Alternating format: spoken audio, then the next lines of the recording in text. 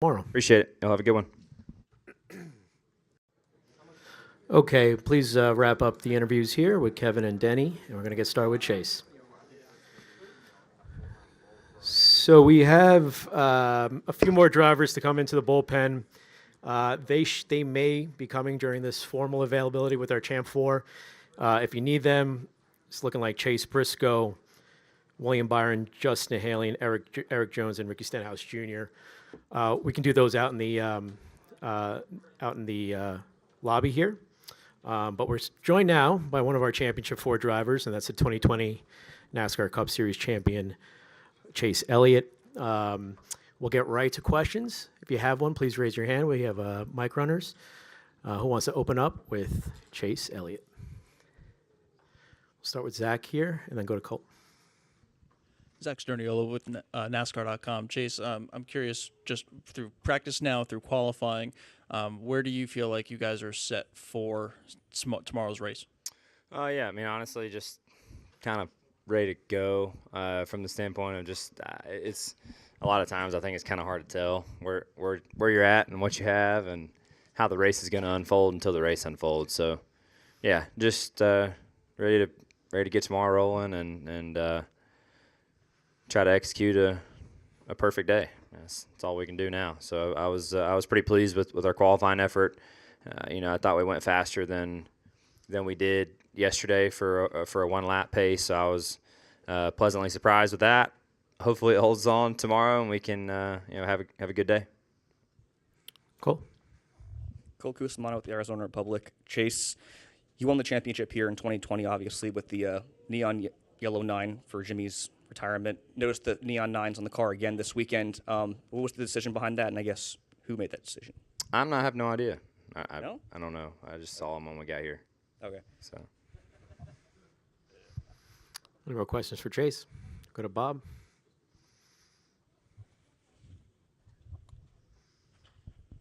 Bob Hawkins, Fox Sports. Is there anything that you view this race that could be more unique than the other championship races you've been in here?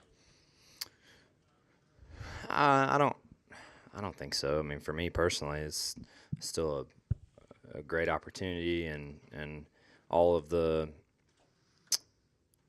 all of the things that I feel like have applied to me personally and how I've viewed the week and gone about it the past 2 years. I feel the same. So I don't really feel like there's anything that stands out a ton to me personally, or at least it's going to change my view on it right now. Go to Holly, then Jeff. Hey, Chase. Holly Kane with the NASCAR Wire Service. What are your expectations of this race? We talked to you guys about a million other things because it's the last race of the season, but actually in the car itself, what are your expectations of how it would go down? I don't know. I mean, I think at this point in the year, with all the crazy things that we've seen, I'm not sure anything should really surprise us anymore, regardless of what it is. So, yeah, I don't know. We'll just have to wait and see. Like I said, I have a really hard time sitting here and trying to dissect what's going to happen in the future. I don't know. We'll do our homework tonight and give it our best shot tomorrow, and we'll hope we can get the job done. I mean, that's all I can do, and I feel like we've done a good job as a team throughout the week, controlling the things that we have directly in front of us and in our hands. And frankly, that's all I can really do. So we're about as ready as we're going to get for tomorrow, and I'm looking forward to it. Jeff? Once you get done debriefing or whatever you have to do here the rest of the day, what do? You watch the Xfinity race? You go for a hike? How do you spend the day before a championship race?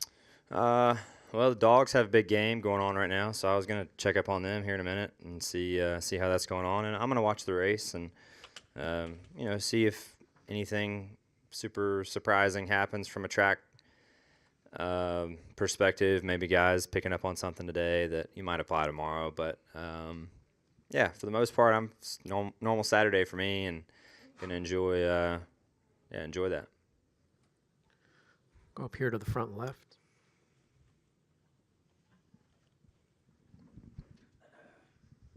Hi, Chase. Adam Carabine from RacingRefresh.com. It seems like you're like ready to go get racing. It's almost like if the race were right now, you'd be almost happier. How hard is the waiting period this week, just leading up to this like last race and then finally the off season? Yeah, I mean, that's every week though, right? You got 6 or 7 days in between all these things, so it's not like we can race on Sunday and then we have a midweek race typically or anything like that. Sometimes I wish we did. I feel like it would be kind of cool, but yeah, that's pretty normal. I mean, honestly, the week went by pretty quick. It was a pretty short week because we had media and stuff on Tuesday, and we still had our regular meetings from a competition standpoint, and then we had to be out here early for media again on Thursday. So yeah, no, it's been fun, and I think from a driver's standpoint, obviously still being in the playoffs at this point in the season is a great accomplishment and something that as a team I'm super proud of all of us for achieving that, but it's not the end goal. So it's you got to balance that a little bit, and I feel like we're very hungry and we want to go give it our best effort tomorrow, and that's what we intend to do. Back up here to Zach. I feel like you seem to be in a lighter mood than maybe other championship weekends or maybe even other weeks throughout the course of the season. On paper, it looks like you guys have had maybe the least momentum that you've had all season. What is your mindset, and can you explain kind of just what the last week leading into what this weekend has been like?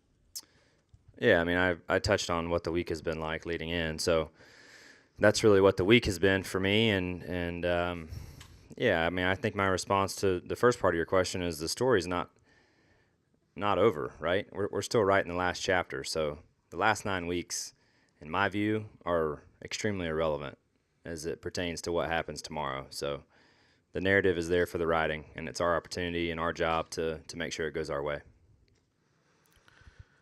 And we'll wrap up here with Dustin. Dustin Long, NBC Sports. I'm curious, talking with your dad the other day, he referenced in one sense just how time seems to go by so quickly. He says he thinks back to Indianapolis and says, look, that was 20 years ago, and he was next to me in Victory Lane, and we're kissing the bricks, and he's like, what are you doing that for? And he says it's just about how time passages, and I'm just curious, when you think about 20 years from that moment, and especially that's a big moment for a lot of fans who saw you, how do you view from that moment to where you are now?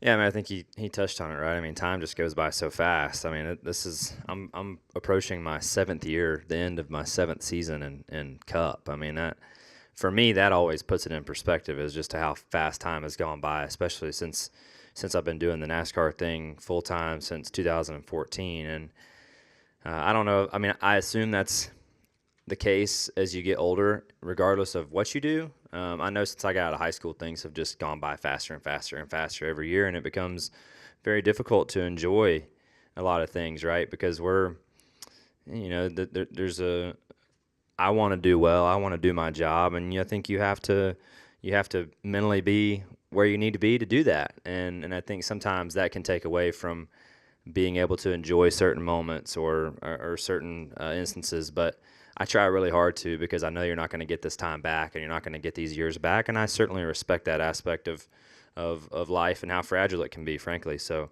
I'm super proud of where we're at as a team. I've enjoyed being able to have the opportunity to go to these races with my family. We've been able to live this for many years. That's not something I take for granted. We've experienced some incredible moments as a family that I would have never dreamed that could have ever happened, and I'm sure they didn't either. So I admire those things. I respect those things. I try to enjoy them the best I can, while also trying to make sure I'm doing my part for my team and living here and right now. And that can be a tough balance for anybody, I think, regardless of what you do or what your job is. But I don't think that's any different for me or what we do here. And one other thing he mentioned is he talked about one of the more special moments is when you guys were in Colorado and your go-kart racing, and just like there was no pressure, it was all about fun. Your mom even talked about, hey, look, race in the rain, race in the snow, it didn't matter, and even got together with people and just a good times. What is that kind of what does that period mean for you And that was what you were at, what, 8 to 10 or 7? Yeah, I was probably 11 or 10, maybe 9, 10, 11, somewhere in there. So what is that? say. Are there particular memories of that, or Yeah. what kind of stands out? Because it's certainly something special to your parents, especially your dad, because it was something he brought up. Yeah, I mean it was a unique point, I guess, in his life too, because he had decided he wanted to quit racing full time, and that was when he and mom decided we wanted to move to Colorado, and obviously that's a big transition for any family, going from the East Coast all the way out there and living out west, and but it was a transition that I think we were all willing to do. Obviously, I didn't have much of a say. I'm a child, but I was along for the ride. But I did really enjoy my time, and I'm glad we did it. Racing was not as popular, I guess, out there as what it was back east or closer to Georgia. So yeah, racing go-karts was kind of the only thing, and there was a track out in Grand Junction. There was a couple tracks, 2 or 3 tracks out in Denver, and basically, they would have like a state championship type thing, and you would go and you would run all those tracks inside the state, and we did that for a couple summers and had a blast doing it. A couple really fun years of being out there, and Dad was, I guess, thinking he was retired at the time, I guess, and just enjoyed being Dad, enjoyed going to the racetrack and us racing together and working on the go-karts and cleaning trailers and all the things that come along with it. So yeah, they were special years, and certainly glad I have them to look back on. Yep. Well, thank you, Chase. Have a great night